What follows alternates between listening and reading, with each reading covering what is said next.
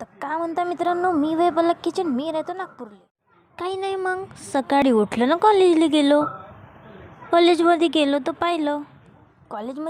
तर पाहिलं एवढा मोठा पहाड चढा लागते. काही नाही, चढला पहाड, लावली गाडी स्टँडवर ना. मग हे म्हणते व्हिडिओ कायले बनवून राहिली.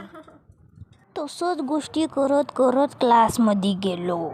क्लासमध्ये गेल्याबरोबर दिसल्या माझ्या क्लासच्या पोट्ट्या मला.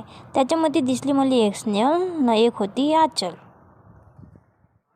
त्याच्यासोबत हाय हॅलो केली आणि जागा पाहिली आणि जागेवर बसली.